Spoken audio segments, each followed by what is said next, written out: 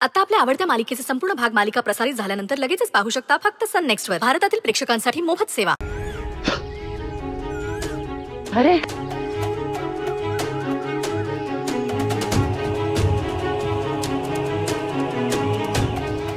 अरे असे कोठे पळत आहात? असे काय झाले की जीवाच्या आकांताने पळत आहात? काय इतके भयभीत झाले आहात? म्हातारे, गावातील सगळे जलप्रपात कोरडे पडले आहेत. एका विहिरीत परत आलेल्या पाण्यावर आम्ही त्वरित जमीन कसायला घेत होतो, तर तो वेताळ आम्हाला तेही करू देईना. तो तेथे आला आणि हे माझंच क्षेत्र आहे असे म्हणू लागला. आधीच गावात पाण्याचं संकट उभं राहिलंय, त्यात आता हेही. आम्ही काय खायचे प्यायचे कळेनासे झाले. वेताळ आम्हाला मारून टाकणार म्हणून आम्ही पळतोय. जिथे जाऊ तेथे आम्हाला अडवतो. ना पाणी ना पीक ना गावाबाहेर जाण्याचा मार्ग. चहू दिशाने वेताळाचा अग्नीच भडकतोय. अरे पण असे भयभीत होऊन प्रश्न सुटणार आहे का? आपल्याला मिळून सामोरं जावं लागणार ना. तुझा आम्हाला तितकं धाडस नाही.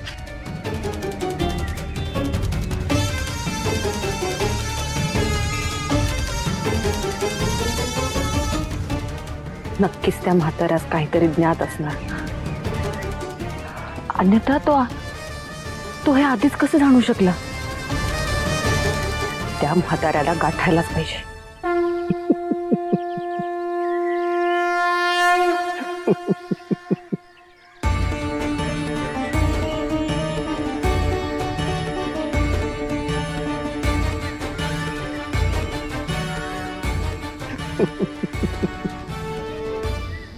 महाराज, कावरे असताय? मलाही सांगा. तुझी माता येते.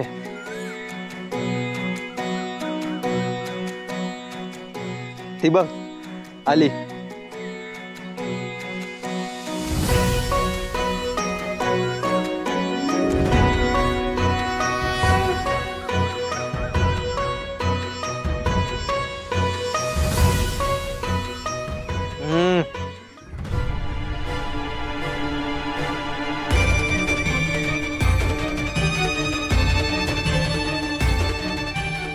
अरे असा किती काळ निद्रेत राहशील?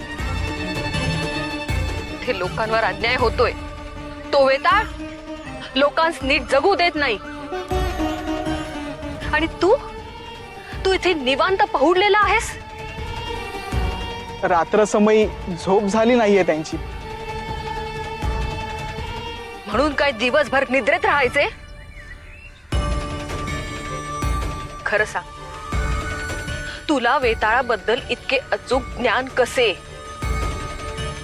आणि ज्ञान असेल तर लोकांस सहाय्य का म्हणून करत नाहीस?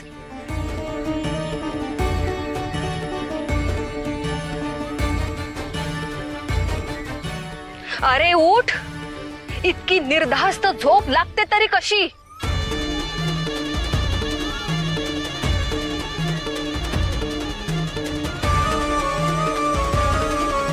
ध्यानाने.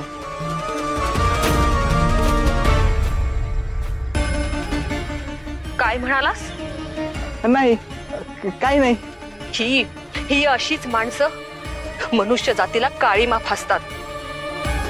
लोकांचे दुःख दिसत असूनही त्यांना सहाय्य करायचे नाही, आणि दुसरा कोणी सहाय्य करत असेल तर त्याला पाठबळ द्यायचे नाही.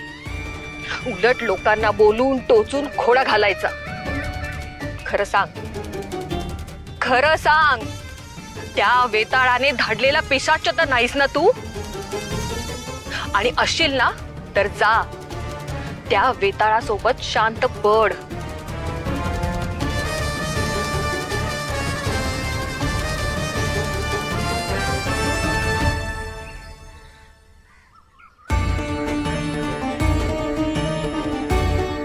काय पिटपिटा या म्हातारीची. सुखाने झोपूही देत नाही. काय ग, तुझं तोंड नाही दुखत? आणि इतका श्वास आणतेस कुठून?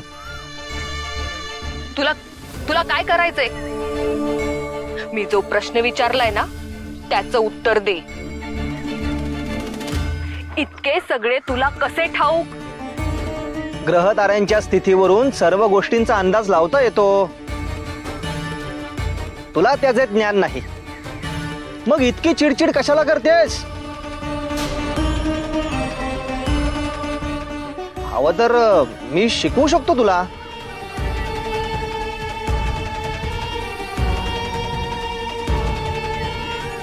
तू मला शिकवणार? तुला माहित नाही मी कोण आहे ते. कोण आहेस? कोण तू? मी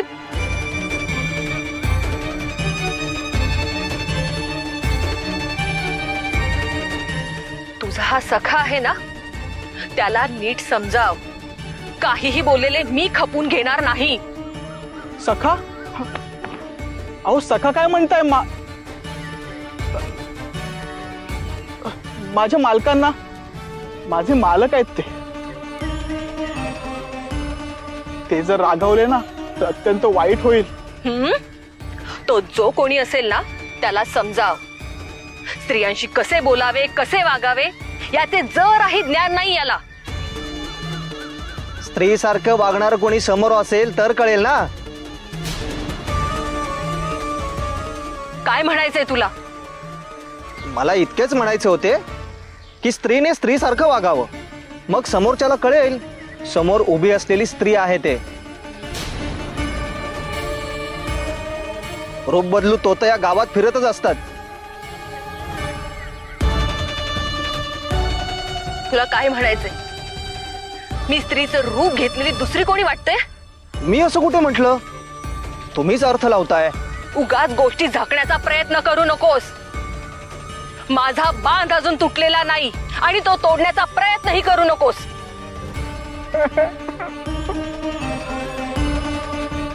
आता या वयात मी कसले प्रयत्न करू शकणार, बरोबर ना? तुझ्यासारख्या पुरुषांना मी चांगली ओळखू नये. हा मुद्दामून वयाचा अडोसा घेतोय, बरोबर ना?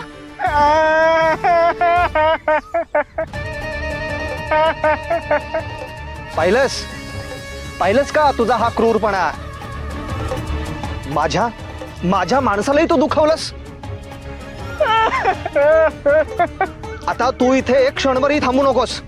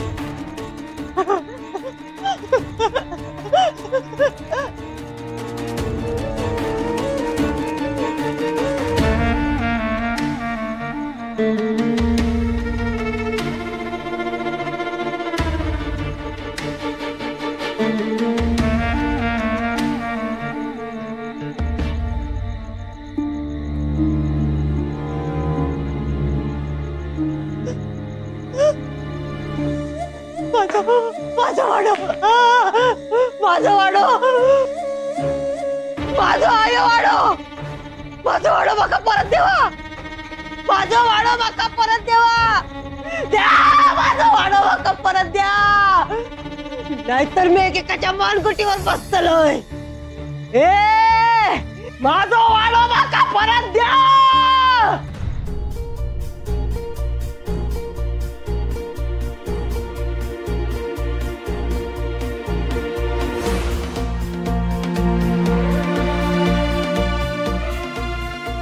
कोणाचा आवाज कसा येऊन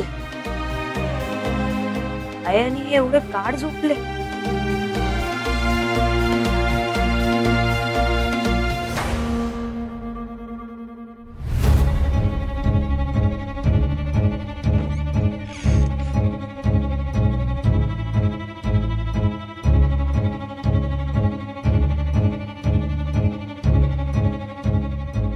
हे तर हयच निजले मग आहे खय गेली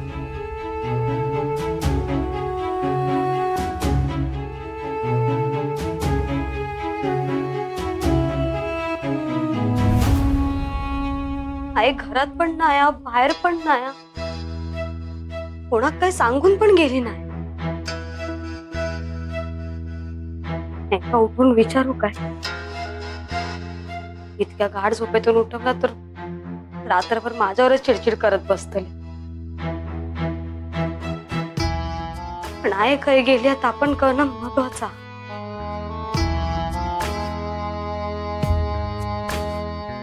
यांका उठूकच होय नाही ताई खय गेल्यात ता काय कळूचा नाही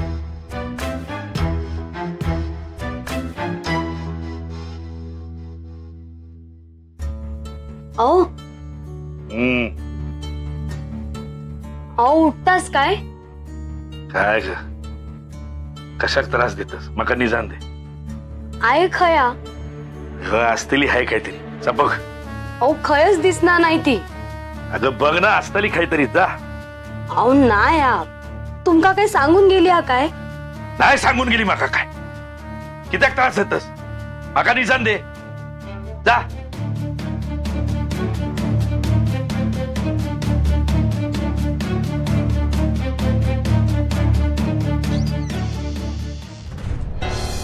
ताई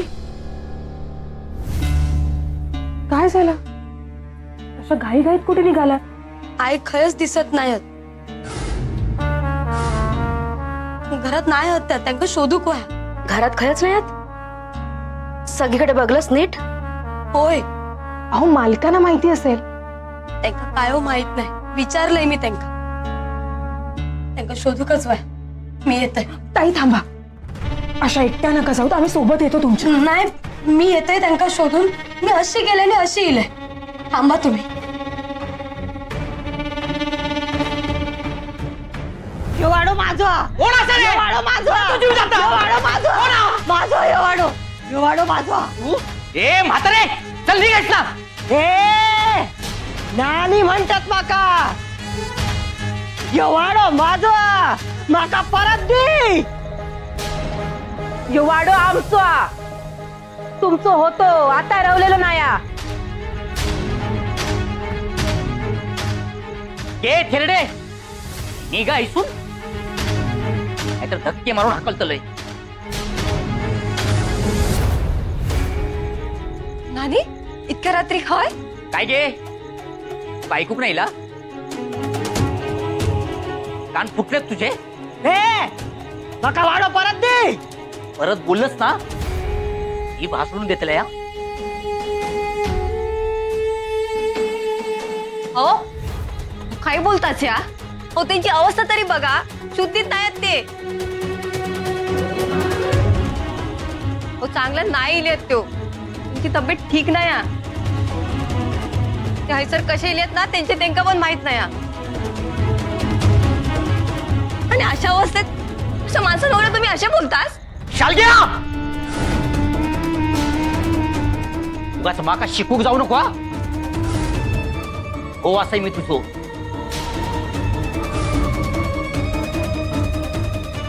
तुझी किंमत ना माझ्या पायाशी असा उगाच डोक्यावर चढून बसा नको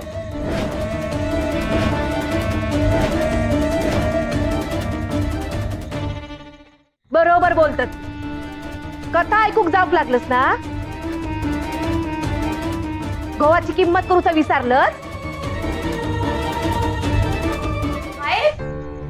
हाय अहो तुम्ही हाय कशा केलास तुमची तब्येत पण बरी नाही चला तुम्ही घराकडे चला हो तुम्ही बाहेरच कशाक पडलास चला घराकडे तिसरे रामराव जवळ येऊ नकोस दियो वाडो घेऊनच राहतालाय घेऊन राहतलंय काय घेऊन राहतलंय महेशराव त्यांचं वय विसरा नको अहो शुद्धीत नाही आहेत त्या आणि तुम्ही आता जा काय म्हणतालास ता पलटून तुमच्यावरच येताला माका भीती घालू नको माका कसलीच भीती नाही मीच भीती असते समजला? ए भिकारडे चल निघ इथून.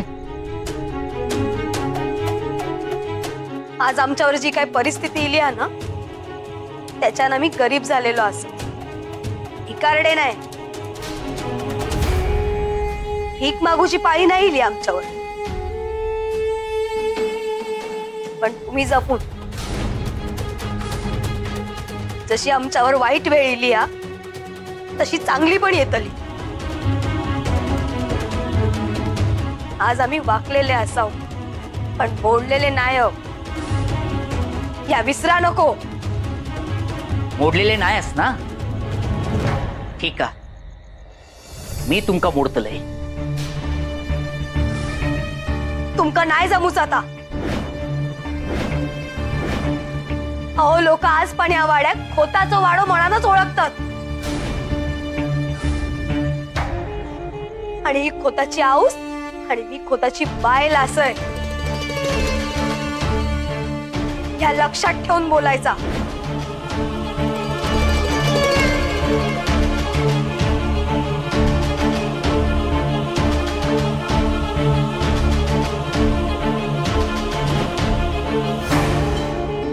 तिसरीवाणी तुम्ही चिडा नको ना. लय रात झाली.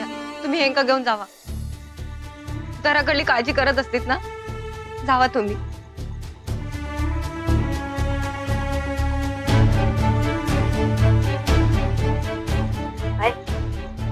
चला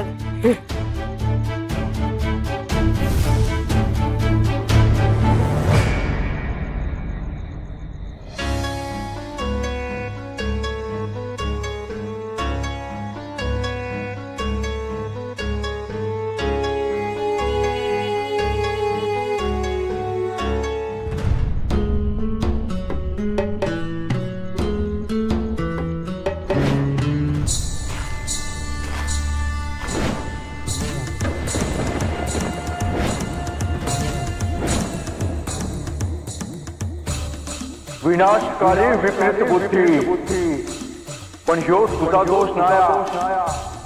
या वास्तूचा दोष तिथंच कोण चुका लागलो. पण माणसान स्वतःवर अंकुश ठेवला तर त्याला फार वाईट परिणाम भोगूची लागत नाही. पण तुझं स्वतःवरचा अंकुश सुटलो.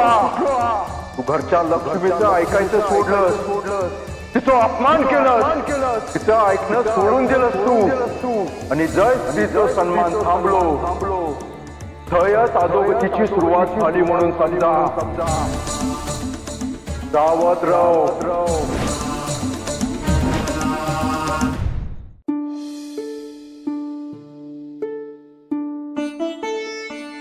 कथा सांगण्याचा शेवटचा दिवस आता जवळ येत चाललो.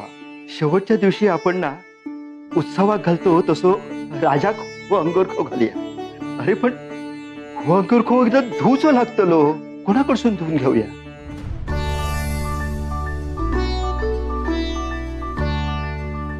देवा सदैव कृपादृष्टी ठेव.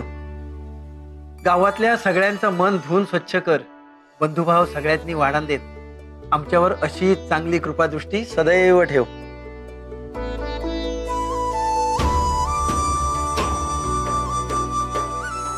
अरे भोळ्या,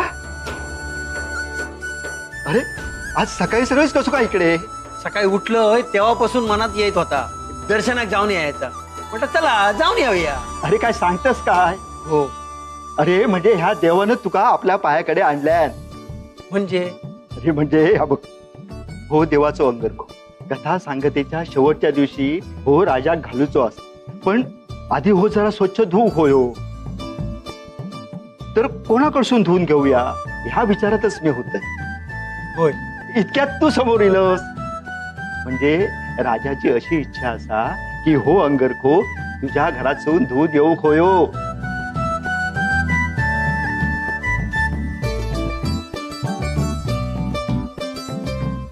भोळ्या, काय झालं? काय नाही, राजाचो माझ्या लाडक्या राजाचो अंगरखो माझ्याकडे येतलो आणि माझ्याकडसून तो धुतलो जातलो. ह्या ऐकूनच मला काहीतरी जाता. भोळ्या, अरे तुझे भावना म्हाका कळतत रे, पण हो तेणा केलेलो तुझो बहुमान असा. घे घे हो अंगरखो.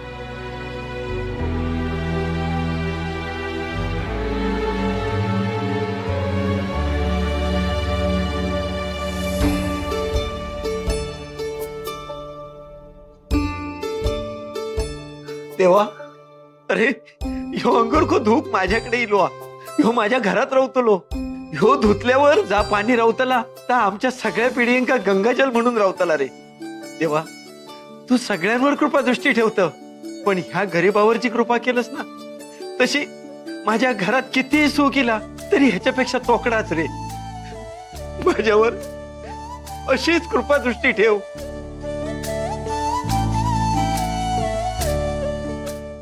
भोळ्या, जरा थांबा, पिशवी देतोय. येतोय.